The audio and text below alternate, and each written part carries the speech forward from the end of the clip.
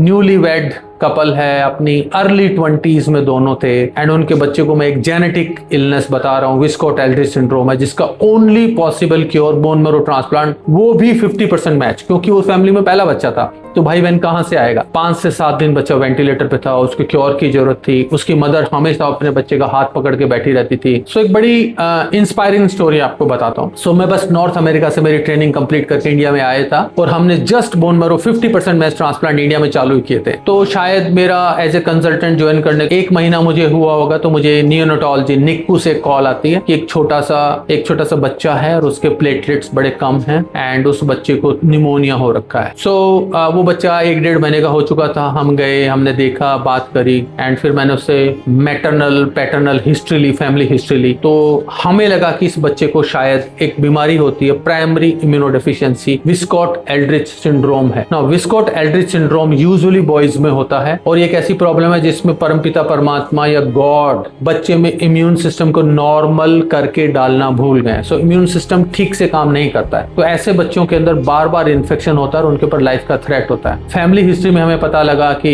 Maternal side के अंदर जो उनकी बहन थी, उनके बच्चे को विस्कोट-एल्ड्रिच सिंड्रोम था, जिसका अमेरिका में ट्रांसप्लांट हुआ था। अब न्यूली वेड कपल है, अपनी अर्ली 20s में दोनों थे, एंड उनके बच्चे को मैं एक जेनेटिक इलनेस बता रहा हूँ, विस्कोट-एल्ड्रिच सिंड्रोम है, जिसका only possible cure bone marrow transplant, वो भी 50% मैच, क्योंकि उस फैमिली में पहला बच्चा था। तो भाई बहन कहाँ से आएगा? 50% मैच ट्रांसप्लांट, उस बच्चे के ट्रांसप्लांट से जस्ट 2 पेशेंट पहले हमने चालू किए थे इंडिया में। So it was not heard. तो ये समझ की बात थी कि उसके पेरेंट्स ने, although they were young, but उन्होंने इस चीज को समझा, देन दे रियलाइज कि बच्चे को बोन मैरो ट्रांसप्लांट की जरूरत है। शायद वो इंडिया का 3rd पेशेंट था जिसको 50% मैच ट्रांसप्लांट मिला था। हमने उसको एक special T cell depleted TCR alpha beta and CD19 depletion transplant दिया। It was a very difficult transplant. उसको वैलिडेट करने में हमें टाइम लगा। उस वक्त सिंगापुर से टीम आती थी जो हमारे को वैलिडेशन में हेल्प करती थी। ट्रांसप्लांट करने के बाद में बच्चे को बहुत ज्यादा साइटोकाइन रिलीज सिंड्रोम हुआ। उसके बाद में बच्चा वेंटिलेटर पे चला गया। 5 से 7 दिन बच्चा वेंटिलेटर पे था, उसके क्योर की जरूरत थी। उसकी मदर हमेशा अपने बच्चे का हाथ पकड़ के बैठी रहती थी। बच्चा वेंटिलेटर से बाहर आया, बच्चा, फिर हमने DNA किया तो it was a cure.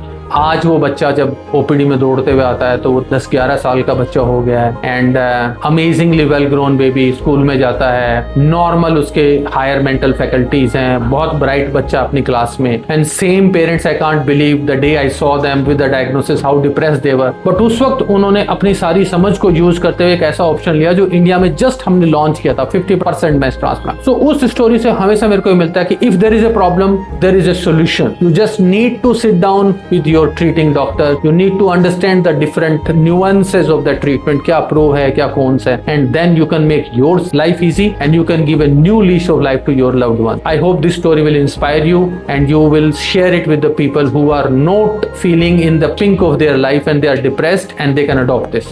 Thank you.